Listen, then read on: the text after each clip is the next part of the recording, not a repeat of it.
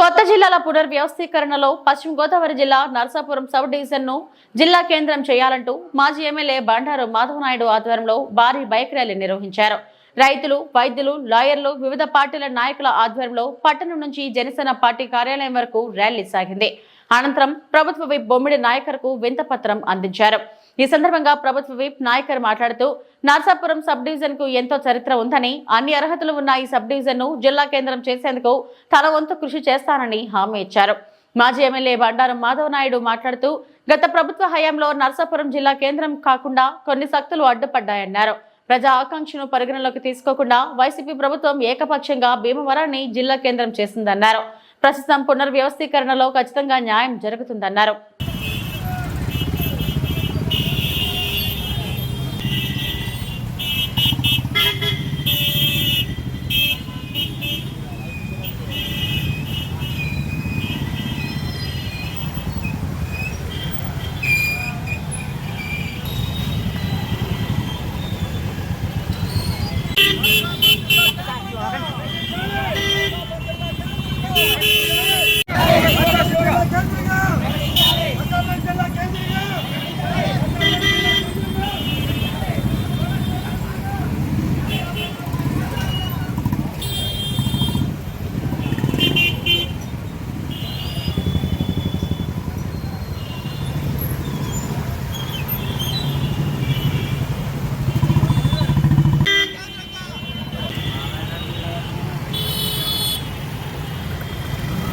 నర్సాపురం జిల్లా కేంద్రంగా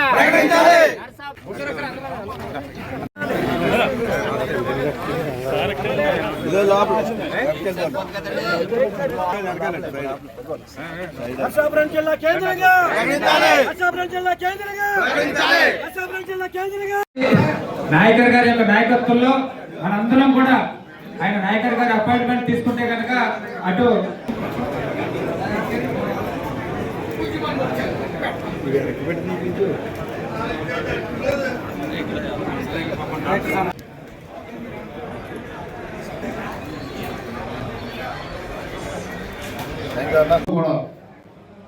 మరి ఏదైతే నరసాపురం జిల్లాని, నరసాపురం పట్టణాన్ని జిల్లా హెడ్ క్వార్టర్గా చేసుకోవాల్సిన అవసరం మన నరసాపురం పట్టణానికి ఉంది. మరి ఎందుకంటే మరి సబ్ డివిజన్ వ్యవస్థ ఇక్కడ ఉంది, రెవెన్యూ వ్యవస్థ ఇక్కడ ఉంది, విశాలమైన ప్రభుత్వ భూములు ఇక్కడ ఉన్నాయి, మరి మంచి గోదావరి నది తీరం ఉంది, సముద్ర తీరం ఉంది. అన్ని రకాలుగా కూడా నర్సాపురానికి హెడ్ క్వార్టర్ అనే అర్హత ఆ రోజున మనందరికీ మన నియోజకవర్గానికి ఉన్నది. ఇక్కడ ఆ రోజున ఇక్కడున్న ప్రతి ఒక్కరూ కూడా మరి ఏదైతే జిల్లా కోసం మనందరూ కూడా పోరాటాలు చేశామో వివిధ రకాలుగా, మరి ఆ రోజున మాధవనాయుడు గారు కూడా మరి ఆయన కూడా నిరాహార దీక్ష చేసి నియోజక ప్రజల కోసం మరి ఆయన పోరాటం చేసి మనందరూ కూడా గుర్తు చేసుకోవాల్సిన అవసరం ఉంది. మరి ఆ రోజున ప్రతి ఒక్క ఆర్గనైజేషన్ కూడా జిల్లా కేంద్రం కావాలని కోరుకుంటే ఒకే ఒక్క పార్టీ ఆ రోజున మాకు జిల్లా ఇక్కడ అవసరం లేదు, ఏదైతే జిల్లా హెడ్ క్వార్టర్ ఉందో అది పక్కా ఊరికి పంపించే విధంగా చేసింది ఆ రోజున ఎమ్మెల్యే ప్రసాద్ రాజు, వైఎస్ఆర్ ప్రభుత్వం చెప్పి మనం మాట్లాడుకోవాల్సిన అవసరం ఉంది. ఆ రోజున స్వయంగానే ఆ రోజున ముఖ్యమంత్రిగా ఉన్నటువంటి జగన్మోహన్ రెడ్డి, దాని మాధవనాయుడు గారు చెప్పారు, ఆ రోజున సభలో, బహిరంగ సభలో, నర్సాపురం సభలోనే ఆ రోజున ముఖ్యమంత్రిగా ఉన్నటువంటి జగన్మోహన్ రెడ్డి ఆ రోజున ఏదైతే శాసనసభ్యులుగా ఉన్న భీమవరానికి ఆయన కోరిక మేరకు ఆ రోజు ఇవ్వడం జరిగిందని చెప్పి ఆయన చెప్పారు. అంటే ఆ రోజున ప్రసాద్ రాజు గారి అసమర్థత వల్ల ఆ రోజున మన నరసాపురం రావాల్సిన జిల్లా హెడ్ క్వార్టర్ని మరి భీమవరం తరలించడం మనకి ఏ రకంగా వెళ్ళింది మనందరికీ తెలుసు. మరి ఆ రోజున తర్వాత జరిగినటువంటి ఎలక్షన్స్ 24 ఎలక్షన్స్ లో మరి ప్రజలు ఏ రకమైన, నేను మాధవనాయుడు గారు కూడా, రామరాజు గారు ఉన్నారు, సుబ్బారెడ్డి గారు, మేమందరం కలిసి మరి సీఎం గారిది ఆయన పర్మిషన్తో మరి డిప్యూటీ ముఖ్యమంత్రి దగ్గర కూడా ఆయన సహకారం కూడా తీసుకుంటా ఏదైతే కమిటీ ఉందో దీనికి నేను ఆల్రెడీ నేను చాలా సందర్భాలు నేను పవన్ కళ్యాణ్ గారితో మాట్లాడుతూ లేదా చంద్రబాబు నాయుడు గారితో మాట్లాడుతూ కూడా జరిగింది. ఎందుకంటే మా కాన్స్టిట్యూన్సీ మా నియోజకవర్గానికి రావాల్సిన జిల్లా హెడ్ క్వార్టర్ పక్క నియోజకవర్గం వెళ్ళిపోయింది. మా నియోజకవర్గాన్ని అన్ని రకాలుగా వెనకబడను. ఏదైనా వర్క్స్ విషయంలో కూడా మీరు చూసి మా నియోజకవర్గానికి ఏమైనా మీరు ఇవ్వాలని చెప్పి నేను కొన్నిసార్లు రిప్రజెంటేషన్ అక్కడ ఇవ్వడం ద్వారా గవర్నమెంట్ లో ఇవ్వడం ద్వారా అన్ని కూడా పునఃపరిశీలిస్తున్నారని చెప్పేసి ఇప్పుడే మనకు సమాచారం కూడా వచ్చింది. కాబట్టి మన నర్సాపూర్ నుంచి కూడా ఒక బలమైనటువంటి రిప్రజెంటేషన్ మన గౌరవ శాసనసభ్యుల ద్వారా, ఎందుకంటే ఆయన కూడా ఒక పోరాటంలో భాగస్వామి అయినా ఆయన ఆనాడు శ్మశానంలో కూడా బరియల్ గ్రౌండ్ లో కూడా ఆయన దీక్ష చేసి ఆయన ఇలా ఎన్నో వినూత్నమైనటువంటి కార్యక్రమాలు కూడా జిల్లా కేంద్రం కోసం ఆయన కూడా చేశారు. ఇక్కడ ఉన్నటువంటి అందరూ కూడా పెద్దలందరూ కూడా చేయడం జరిగింది. అది ప్రసాద్ రాజ్ గారు కక్కుర్తుపడి ఈ యొక్క కేబినెట్ హోదాకి కక్కుర్తుపడి 2-3 సంవత్సరాలు ఉన్నటువంటి కేబినెట్ హోదా కక్కుర్తుపడి మన నర్సాపూర్ ప్రజల ద్వారా ఎన్నుకోబడినటువంటి యొక్క బుధులు ప్రసాద్ రాజ్ గారి నిలువున మన నర్సాపూర్ ప్రజలందరినీ కూడా ముంచేయటం మనందరం కూడా చూసాం. అందులో భాగంగా అప్పట్లో ఉన్నటువంటి నర్సాపూర్ నియోజకవర్గ ప్రజలందరూ కూడా ఏకమయ్యి అంటే రిలే నిరాధ్యక్షులు అవనండి, అనేక ధర్నాలు అవనండి, అనేక ర్యాలీలు అవనండి చేయడం జరిగింది. దాదాపు 2-3 నెలలు నిరవధికంగా చేయడం జరిగింది. అందులో భాగంగా రామన్ నిరాధ్యక్ష కూడా చేయడం జరిగింది. అందరూ మీకు చూస్తే కనుక ఇక్కడ ఉన్నటువంటి నాయకులందరూ కూడా పెద్దలందరూ కూడా మన గౌరవ శాసనసభ్యులు బొమ్మ నాయకర్ గారితో సహా అందరూ కూడా ఉద్యమాలు చేసినటువంటి నాయకులు ఇక్కడ ఉన్నటువంటి వాళ్ళందరూ కూడా మన డాక్టర్ సిమిన్ సత్యసాయి గారు ఉన్నట్టు అందరూ పెద్దలందరూ కూడా అటు భార్య అసోసియేషన్ నుంచి అవనండి, ఛాంబర్ ఆఫ్ కామర్స్ నుంచి అవనండి, రైతు నాయకులు అవనండి, అందరూ కూడా రోడ్లెక్కి భవన నిర్మాణ కార్మికులు అవనండి, అందరూ కూడా రోడ్లెక్కి అటు మార్కెట్ లో మన వ్యాపారాన్ని కూడా క్లోజ్ చేసుకుని అటు రిలే దీక్షలు అన్ని కూడా చేయడం జరిగింది. ఎన్నో ఉద్యమాలు చేసాం. అయినప్పటికీ కూడా చాలా మనకి అన్యాయం జరిగింది.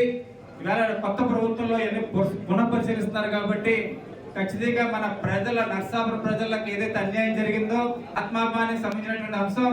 ఎందుకంటే ఇప్పటి వరకు ఉన్నటువంటి యొక్క జిల్లా డివిజనల్ హెడ్ క్వార్టర్స్ ఇవాళ ఆకివీడి వరకు కూడా డివిజనల్ హెడ్ క్వార్టర్స్ నర్సాపూరే. ఇప్పటి వరకు కూడా అందరికీ ఇక్కడ సౌలభ్యంగా ఉన్నటువంటి ఒక నర్సాపూర్ కేంద్రం, ఇప్పటికే డివిజనల్ హెడ్ క్వార్టర్స్ అన్ని కూడా ఇక్కడ ఉన్నాయి. ఇక్కడ నర్సాపూర్లో వాటిల్నే మనం డిస్ట్రిక్ట్ హెడ్ క్వార్టర్స్ గా మారుస్తూ ఇవాళ ఏదైనా పెద్ద ఖర్చు కూడా ఉన్నటువంటి పరిస్థితుల్లో ఇవాళ మన నర్సాపూర్ ప్రజలందరికీ కూడా ఉపయోగపడేటువంటి అంశం. కాబట్టి మన వాణి మన గోడు ఇవాళ మన అందరి తరఫున వినిపించాలని చెప్పేసి మన గౌరవ ఎమ్మెల్యే గారు బొమ్మ నాయకర్ గారిని విజ్ఞప్తి చేస్తూ ఒకసారి అపాయింట్మెంట్ తీసుకుంటే కనుక మన అటు మన గౌరవ ముఖ్యమంత్రి చంద్రబాబు నాయుడు గారి అపాయింట్మెంట్, అదేవిధంగా పవన్ కళ్యాణ్ గారి యొక్క గౌరవ డిప్యూటీ సీఎం పవన్ కళ్యాణ్ గారి యొక్క అపాయింట్మెంట్, అదేవిధంగా కమిటీ ఏదైతే మన రెవెన్యూ మినిస్టర్ గారు, అదేవిధంగా మన సివిల్ సప్లైస్ మినిస్టర్ గారు, ఇరిగేషన్ మినిస్టర్ గారు, హోమ్ మినిస్టర్ గారు, అదే హెల్త్ మినిస్టర్ గారు అందరి యొక్క సమక్షంలో ఉన్నటువంటి కమిటీ యొక్క అపాయింట్మెంట్ కూడా తీసుకుని మన అందరినీ కూడా ఇక్కడ ఉన్నటువంటి అన్ని సంఘాల యొక్క నాయకుల్ని ఏకం చేస్తూ రామరావతి తీసుకెళ్లి